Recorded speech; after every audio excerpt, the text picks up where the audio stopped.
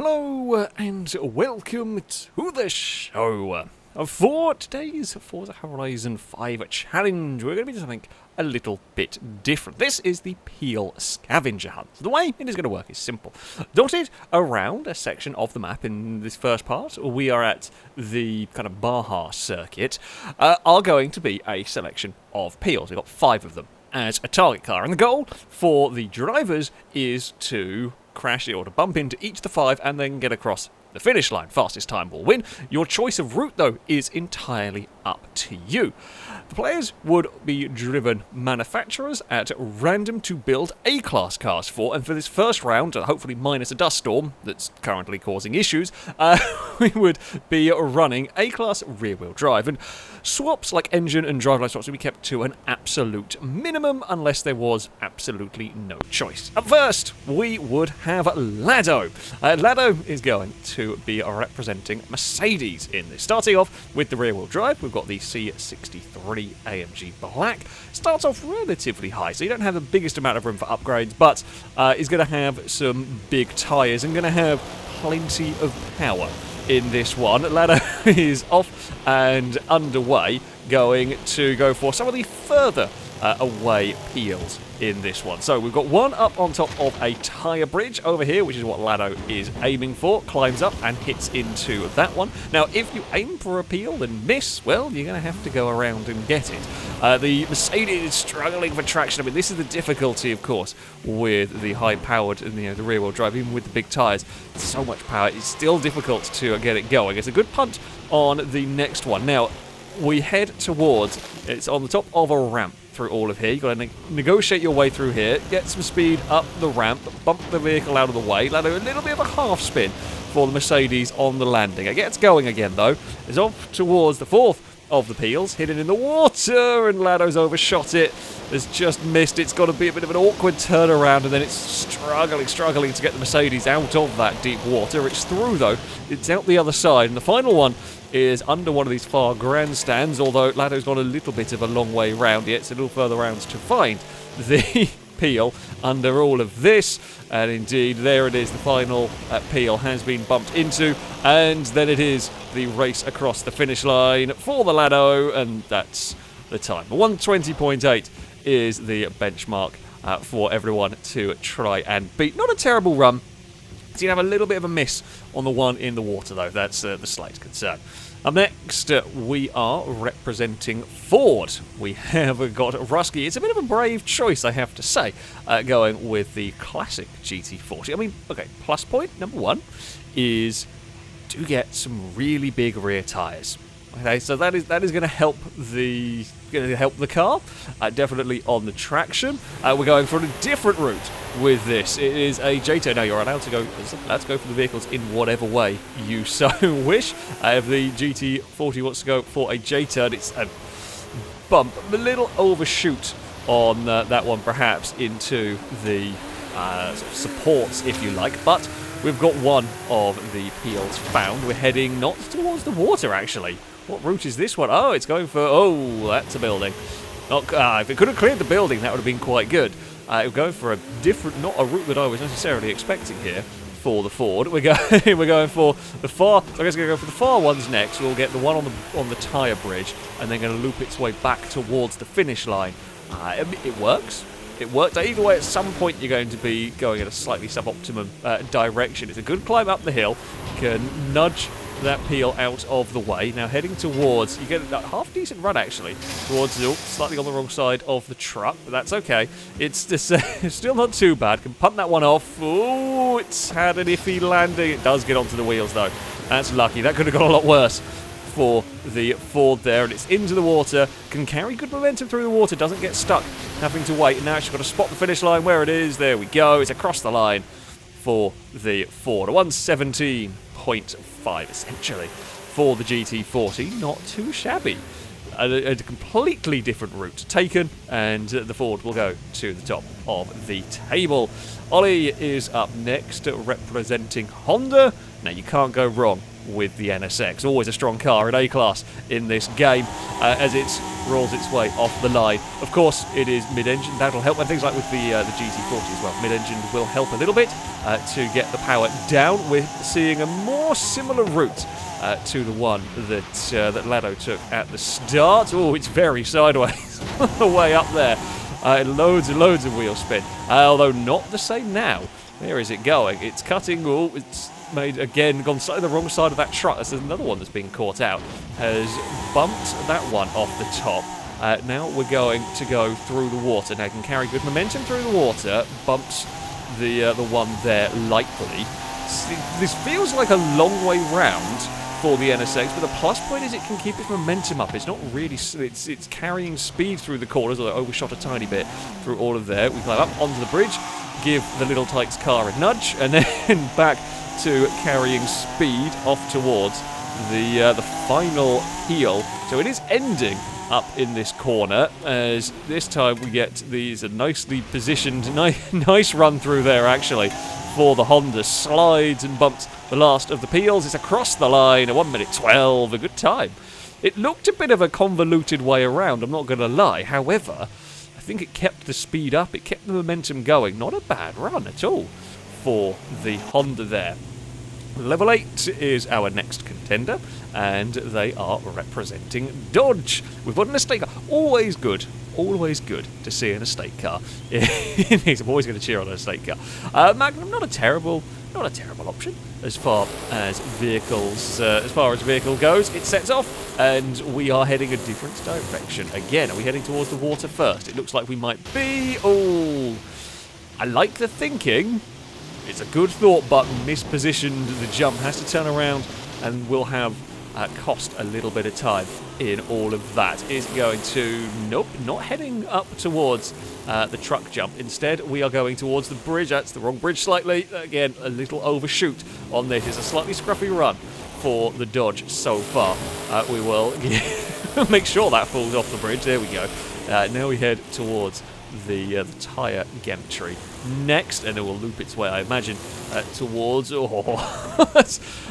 Dodge has had issues getting onto some of these ramps. It's played it very close there. Got away with it that time around. Are we going to go the right side of the truck? We are going to go the correct side of the truck, although a big kick of oversteer at the wrong moment did not help. Good punt off the top of the truck there. That's a wonderful punt from the Magnum, and we will head towards the grandstand peel as our final one, but the time is ticking away. A bit of a scruffy stuff. I think the route could have worked. Oh, that's got a bit, yeah. The route could have worked, but it's been a bit of a scruffy run though. A couple of overshoots under braking. Another one sadly right at the end there as well. For the Dodge, it's going to cross the line. It's 1:22.0. Yeah, interesting route, but slightly scruffy, a little bit unfortunate for the Dodge in that one. I am up next, and we are going for something completely different. With my BMW, yes, I have been drawn BMW. I've gone for the M1 as my rear-wheel drive car, thinking mid-engined and big rear tyres is the way to go. And I like the idea of the J-turn. We want to go for the grandstand peel first here. We can bump that out of the way. Then we are going to head off towards the water. So I'm trying to do this with a minimum amount of kind of doubling back on myself. We've seen cars overshoot, don't want to do that. We punt into the side there. It's a little bit slow perhaps coming out of the water. Now we're heading up towards... I don't want to take this jump. We've seen cars get undone on the jump. So what we're actually going to go do, if I can find the right bloody gear, is go for reverse. There's no rules about this. We don't have to jump and we don't have to loop around. It's technically a shorter route here through all of this. We do lose a little bit of momentum is perhaps the problem. So we head up towards the large bridge. We can boot that on the way past. That's fine. No problems there. And then it is just the tyre bridge for a final sort of a climb. Not actually quite got this one where it was huge oversteer, struggling to get up the hill a little bit for the BMW, and then we can just blast it towards the finish line in all of this. Use as much of the power as we can in the car. It's not quite good. It's not going to be the fastest time in all of this. Not quite. It's not bad. It's a 15.2 for the BMW. Could have been a bit better. It's a little bit messed up the reverse. The tyre bridge wasn't very well executed. It was a different route. I thought I'd give something different a try. Not the worst. Could have been a bit better.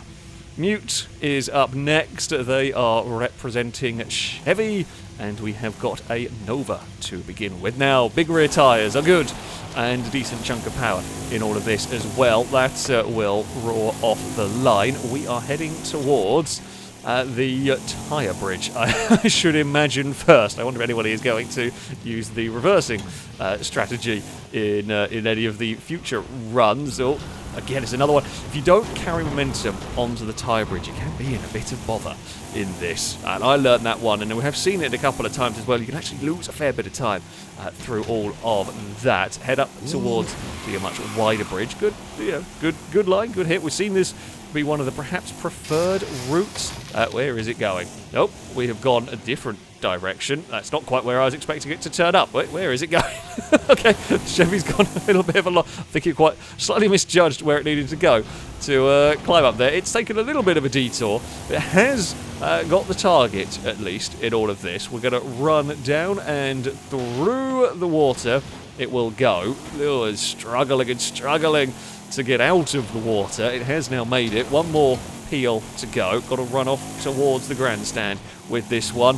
It's not looking great on the time for the Chevy here, but it will bump the last of the peels, and then it's just got to make a run towards the line. Unfortunately, it's not going so well. It's across the line. It's only about a second down on that on the dodge, but yeah, I think the car has just kind of struggled a little bit around there. It just didn't quite have the acceleration. No major mistakes, but yeah, it looked like it struggled a little bit around there. Ewan is up next, representing Ferrari. Doesn't quite work in the frosty gold as well, but never mind.